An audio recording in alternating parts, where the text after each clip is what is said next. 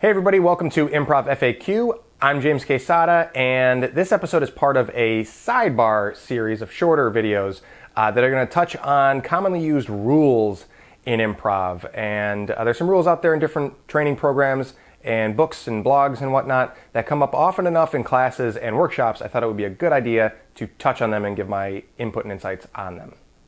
In this episode, the rule we're going to talk about is don't do teaching scenes or dictate action.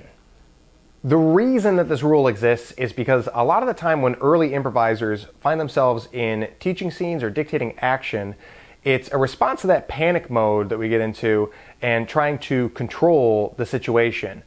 And we don't really want to put our partners in a situation where one person is driving the whole scene and the other person is being dragged along with them, like it or not. And even if that's not what's going on, teaching scenes and scenes with one person dictating action out of the other, more often than not, are super boring. So we also want to avoid that and play a more fun scene with our partners. So if you find yourself in a teaching scene or you're dictating action, the thing to do is really to make it matter. This is the same positive actionable substitute that we talked about with bargaining, negotiating, transaction scenes, where there's something more important going on than the imaginary situation in this teaching scene. You know, you're not actually going to learn how to sew by the end of your 2-minute improv scene. No sewing needles, no thread. So we got to make it matter in some other way. One way to do that is to let us know what's at stake. Why does your character need to learn to dance? Or is it prom and they got to learn dance moves in order to impress a crush? That would make it a lot more interesting than just strictly dictating dance moves that we're either making up on the spot or aren't going to retain by the end of our scene.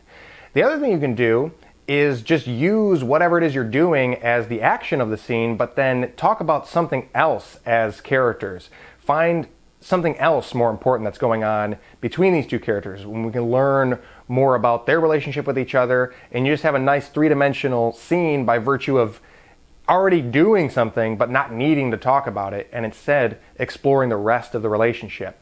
Now, when I really think about it, any teaching scene that doesn't have a sense of stakes or a relationship between the characters in the scene is boring.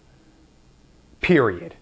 However, it can be a lot of fun to have a scene with dictating action for players that have been working together for a long time and know each other well enough to push each other's buttons and set each other up to do things like read poetry or do an impossible dance or speak a foreign language or whatever. That can be a lot of fun to watch. It can be a lot of fun to do the longer you're working with a team and you build that kind of chemistry where you can break all sorts of rules and have fun with each other as players on top of the scene and the show that's going on in that theatrical sense.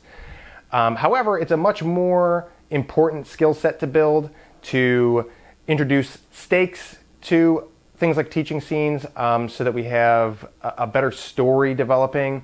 And also to make it more about the characters as opposed to talking about the thing that you're learning to do, and especially in a classroom setting, because you almost certainly don't have the kind of friendships and relationships with the people you're learning improv with as you might down the road when you can have that kind of pushing each other's buttons play.